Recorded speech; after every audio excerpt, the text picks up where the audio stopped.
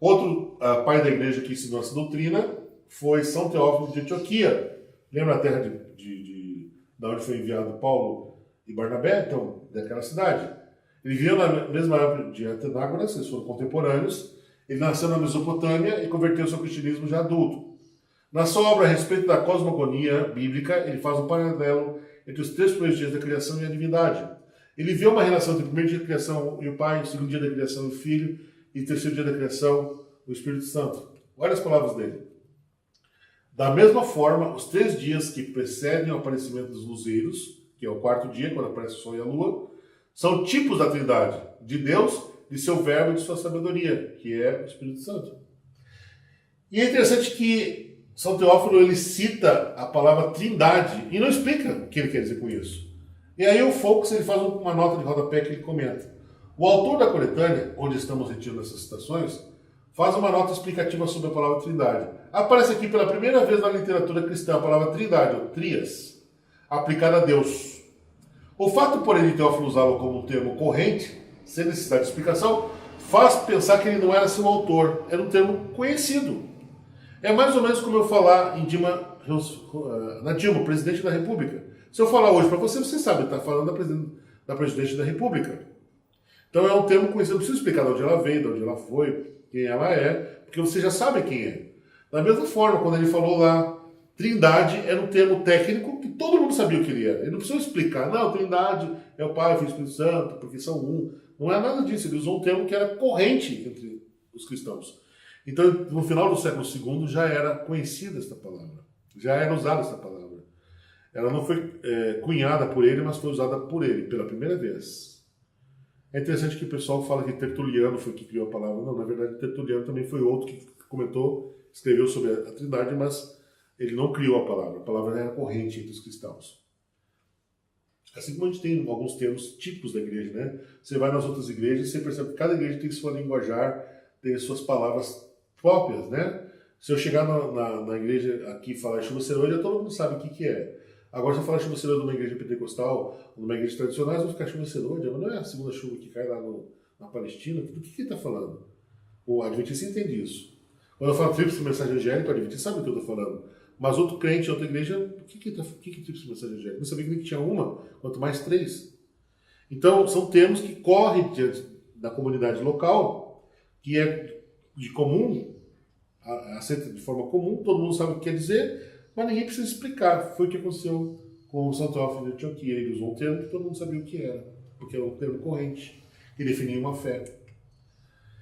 Existem outros escritos cristãos dessa época que definem a questão na Trindade de Deus. Então, eu só citei alguns, mas existem vários, muitos documentos. A negação dessa doutrina era considerada pela igreja como heresia. Ário não defendia a fé ortodoxa da igreja, mas sim estava tentando introduzir na igreja o pensamento gnóstico, misturando com a filosofia neoplatônica. E aí eu quero pedir uma permissão para você, para tentar explicar por que Ário ensinava que Jesus foi criado e por que você está pensando, nos acusando daquilo que você mesmo está sendo vítima. Vamos ver se você me entende. Os neoplatônicos eram um movimento filosófico que tentou resgatar o pensamento de Platão. E uma das bases do pensamento de Platão era que Platão entendia que o mundo era formado de 2 realidades. O mundo real e o mundo das ideias. Aí vem o mito da caverna, que explica muito bem isso. Platão diz assim, quando eu olho uma cadeira, ela pode ser feita de plástico, ela pode ser feita de madeira, pode ser feita de ferro, mas eu sei que é uma cadeira. Por quê? Porque eu tenho um conceito de cadeira na minha mente. Então, esse conceito é a realidade expressada numa cadeira de plástico, expressada numa cadeira de ferro, expressada numa cadeira de madeira. Mas a realidade, então, a maior realidade é o mundo das ideias. Esse é o pensamento de Platão. Só que, algumas gerações depois, eles corromperam essa ideia de Platão, influenciada pelo mitraísmo, que é uma religião oriental, e pelo maniqueísmo, aquela ideia do bem e do mal. Eles colocaram assim, não, o mundo é um mundo ilusório, mal, pecador, e o mundo das ideias, o mundo espiritual, é o verdadeiro mundo, é a realidade palpável, é a única realidade que nós temos que crer. Então dividiu o mundo em 2 partes, o mundo real e o mundo espiritual. E aqueles que eram influenciados por essa mentalidade, como o caso de Ário, ele trouxe essa ideia para dentro do cristianismo. E essa ideia neoplatônica, ou maniqueísta, ela diz o seguinte, que tudo que é relacionado com a matéria é má, e tudo que é relacionado com o espírito é bom. Se dá prazer para a carne é pecado. Se dá prazer para o espírito é santo. E usando essa régua, eles olhavam para o mundo e diziam assim, mas o mundo foi criado pelo... O mundo é mau. Tem morte, tem destruição, tem tantas coisas ruins, tem tristeza, não pode ser feito por Deus. Então o que os neoplatônicos faziam? Eles diziam o seguinte, que Deus criou um ser chamado Demiurgo, que criou o mundo. Uma espécie de ser de segunda classe que exerceu o poder de Deus para criar o mundo, porque Deus não pode ser responsabilizado pela criação de um mundo mau. O Demiurgo, então, foi que fez esse mundo mau. E esse Demiurgo foi criado por Deus. Ora, para isso ser contrabandeado para a Bíblia e ser usado como argumento para dizer que Jesus não foi eterno e foi criado, foi um passo só. O que fez Ário? Ele converteu esse pensamento dos neoplatônicos no pensamento cristão. Ele disse assim, não, Deus criou realmente Jesus, e Jesus criou o mundo, é por isso que existe maldade no mundo. Deus não pode ter criado diretamente o mundo, porque senão o mundo seria bom. O mundo não poderia ter maldade. Não pode haver maldade naquilo que é bom. Pensamento totalmente filosófico, né? Então, não tinha relação com a questão da queda para ele. Tinha relação com a origem da criação. Percebe? Então, quem trouxe o pensamento pagão para dentro do cristianismo, quem tentou fazer isso foi Ário. Então, quando você tenta dizer assim, Jesus não é Deus, Jesus não é eterno, na verdade você está caindo no paganismo, naquilo que você condena, naquilo que você diz que é a origem da doutrina cristã, da pessoa de Deus. Na verdade, o que você pensa dizer sobre Deus, que Jesus não é eterno, que Jesus foi gerado, na verdade é um pensamento pagão. Porque Deus não pode se envolver com a criação do mundo, então tem que usar um agente especial, que no caso é seu filho. Deu para entender? Então, Ário estava defendendo uma doutrina totalmente heterodoxa, totalmente contrária à tradição cristã que tinha sido mantida até aquele momento, que era uma tradição trinitariana. O escritor Rodrigo Silva, o professor Rodrigo Silva, né, ele comenta o seguinte na Revista Adventista de julho de 2005. Ao contrário do que muitos pensam, o próprio imperador não tinha interesse algum em promulgar uma doutrina trinitária para a igreja.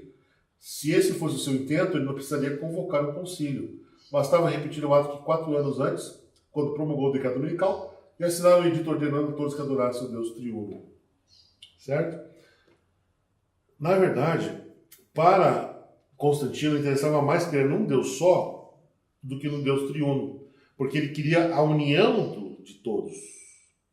Unir todos os povos debaixo do controle romano através da religião, na crença de um Deus único. Essa questão da triunidade de Deus, para ele, dividia a força da religião. Para ele não era interessante. Então, se Constantino tivesse que votar, ele votaria contra a doutrina trinária, não a favor. E outra coisa que é importante a gente lembrar. É bom lembrar que o centro da discussão de Nicéia não era a Trindade, mas sim a natureza de Cristo em relação ao Pai. O credo niceno não diz nada sobre o Espírito Santo, se é uma pessoa ou não.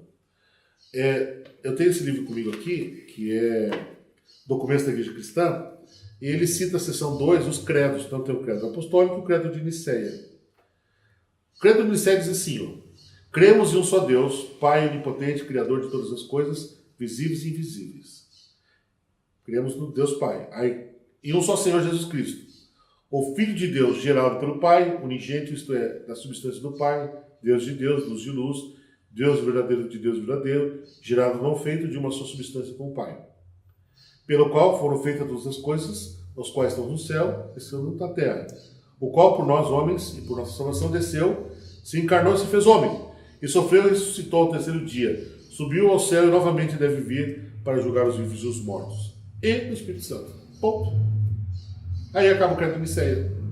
Então, por quê? A maior parte, 2 linhas dedicadas ao Pai, uma linha dedicada ao Espírito Santo, na verdade foram 4 palavras, cremos no Espírito Santo, e um parágrafo todo dedicando a descrever a natureza do Filho. Por quê? Porque a discussão de Nicéia não era a Trindade, a discussão de Nicéia era quem era o Filho. Como a coisa ficou em aberto no ano 325, no ano 381 foi feito o segundo conselho, dessa vez, o segundo concílio, onde foi discutido essa questão, da questão do Espírito Santo, e aí sim, foi formulada há o credo, que é chamado niceno, constantinopolitano, porque foi em Constantinopla que foi feito o segundo concílio, e aí foi formulada, foi explicado o que quer dizer cremos no Espírito Santo. E aí foi acrescentada essa frase: e no Espírito Santo, Senhor e vivificador, que procede do Pai, que com o Pai e o Filho conjuntamente adorado e glorificado, que falou através dos profetas. Aí eles explicam quem é o Espírito Santo. Então, 50 anos depois, a igreja se reúne de novo em um novo concílio para discutir a pessoa do Espírito Santo, porque haviam pessoas que, depois do concílio de Nicéia, que disseram assim: bom, tudo bem, o Filho é Deus, é da mesma substância que o Pai, tudo bem, mas o Espírito Santo não existe. E aí eles começaram a levantar isso na igreja, e foi feito um conselho 50 anos depois para discutir o Espírito Santo. Então, se nós formos ver bem, foi um processo de discussão que levou ao credo completo no ano 381. Mas em nenhum momento no início se discutiu a questão da Trindade. O que se discutiu é a questão da pessoa de Jesus. O Espírito Santo foi 50 anos depois, e consequentemente aí chegou-se a um consenso do que a igreja deveria ensinar sobre a pessoa de Deus, Pai, Filho e Espírito Santo. Entenderam? Então dizer que em Nicéia se reuniram para dizer que o Espírito Santo, para falar da Trindade, não é verdade. É fugir dos fatos históricos e dos documentos históricos. Infelizmente a gente conhece pouco de história, né? Na escola a gente passa muito batido história, né? A gente estuda lá o Império Romano e tal, queda do Império Romano, aí pula 1000 anos, né? E vem para o Iluminismo, grandes navegações, e esse período a gente diz: isso não aconteceu nada de importante e tal. Isso é um trabalho de descaracterização do humanismo. Eles querem realmente jogar a igreja na lama, então eles querem dizer que durante 1000 anos simplesmente foi uma idade de trevas e só de heresia. E não foi bem assim, né? Quem conhece um pouco da história sabe que não foi bem assim. E por causa dessa lacuna da falta do nosso conhecimento desse período, isso acaba influenciando a nossa própria teologia. A gente ouve falar em Idade Média, ouve falar em pais da igreja, mas não conhece nada sobre isso. Mesmo no seminário de teologia, o pessoal estuda a era apostólica, e aí quem dá a história da eclesiástica faz assim, ó, puf, fala um pouquinho de Constantino e tal, pula para a reforma do século XVI. Nesses 1500 anos lá, 1200 anos, não aconteceu nada. Será que é isso mesmo? Então, essa falta de informação histórica é que leva as pessoas a tomarem falsas conclusões. Eu espero que a gente tenha, através dessa explicação, ajudado você a entender um pouco melhor o que aconteceu de fato, historicamente, e não o que as pessoas gostariam que tivesse acontecido ou que supõem ter acontecido. Até o nosso próximo encontro. Um grande abraço.